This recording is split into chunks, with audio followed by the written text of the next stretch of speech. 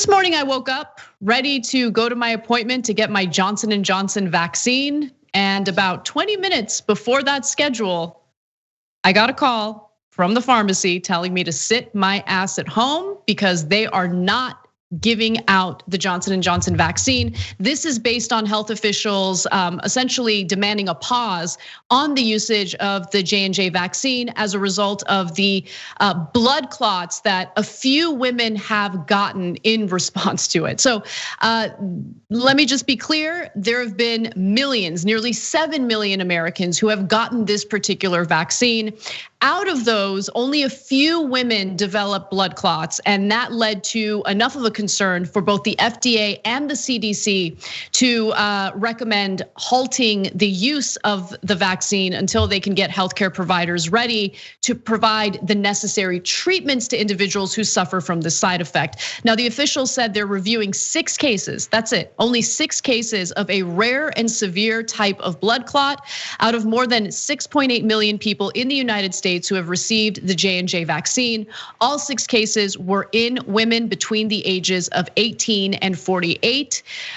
So they did release a joint statement, the CDC and the FDA did, and they say that this is important in part to ensure that the healthcare provider community is aware of the potential of these adverse events and can plan for proper recognition and management due to the unique treatment required of this type of blood clot.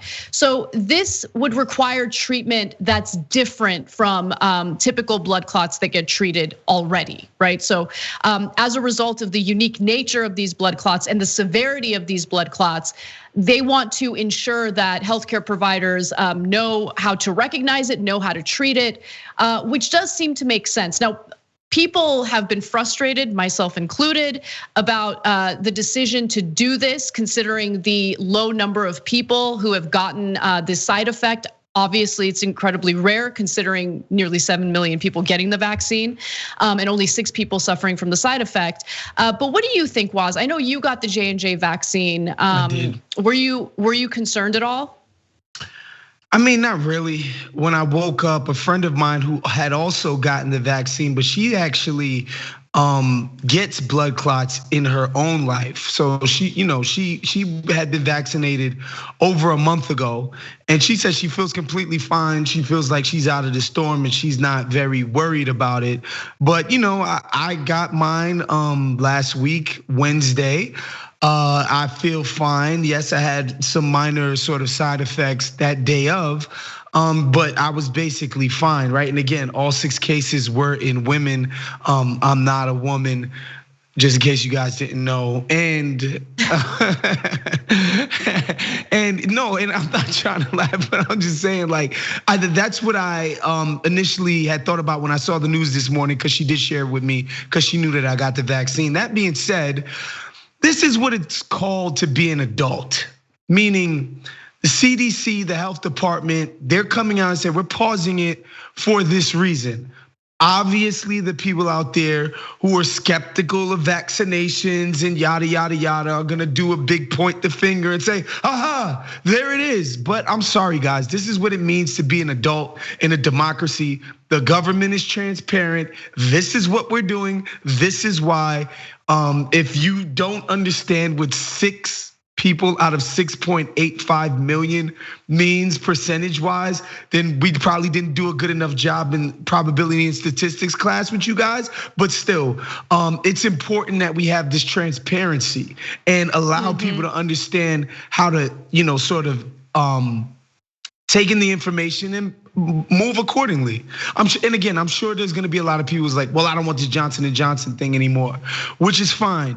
At least we're being transparent. At least we're forcing people to be adults about this.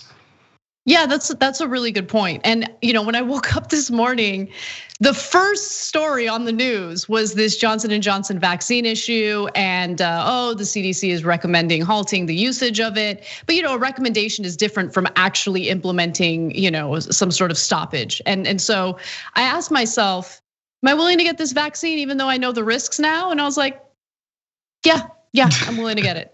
Mostly because I don't want to go in for 2 different shots. Obviously the vaccine from Moderna and Pfizer would require you to get 2 shots as opposed to the 1 shot you would get from the Johnson & Johnson vaccine. My mom sent me a text message panicking. She's like, don't do it. But I don't even have a choice.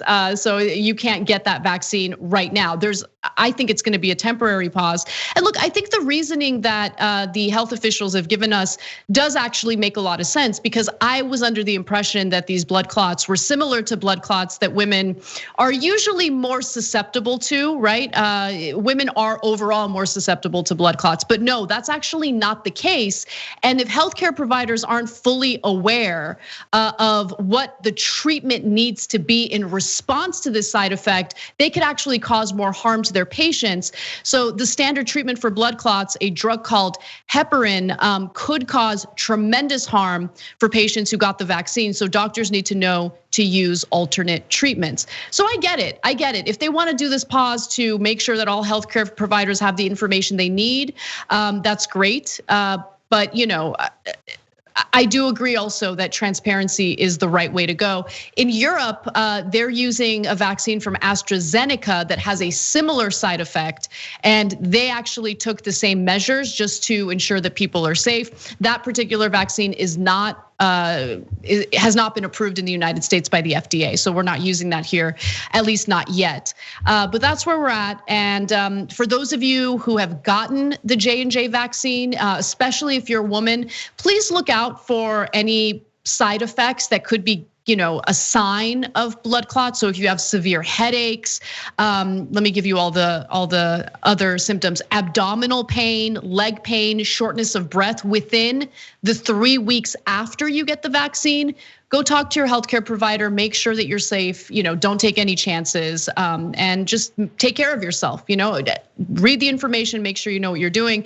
But I also don't want anyone to be terrified to get the vaccine as a result of what's happening with the J&J vaccine. Again, only 6 women out of the nearly 7 million who got vaccinated suffered from this particular side effect. So you're gonna be fine. The vaccine is necessary, especially as we hear more and more about the emergence of these variants that could unfortunately morph into something or mutate into something that the vaccine wouldn't be respondent to. So it's important to get people vaccinated to prevent that from happening. Hey everyone, as you all know, coronavirus has been pretty devastating for people's personal finances. The inaction in Congress, or the very little relief that was provided by Congress, unfortunately didn't do much to help small businesses that were really, really hurt by being forced to shut down in order to slow the spread of coronavirus. There are 100,000 small businesses that have been closed since the pandemic began. Some of you might feel helpless, but luckily there's this wonderful initiative known as the COVID Rescue Fund. So all you need to do is go to covidrescuefund.org and you'll learn more about how you can donate or how you can vote and promote your favorite small business. And really the whole point here is to offer generous grants to help these small businesses. The COVID Rescue Fund crowdsources up to $100,000 for each individual grant. So we're not talking about a small amount of money. I've seen small businesses in my community shut down, and these are small businesses where I had relationships with the owners, and to watch them lose everything that they've worked so hard for has been absolutely heartbreaking. I really wanted to do something then, and I'm happy to see that there's an initiative that could help people get involved now. Go to covidrescuefund.org and donate. Let's come together and bring back as many small businesses as possible.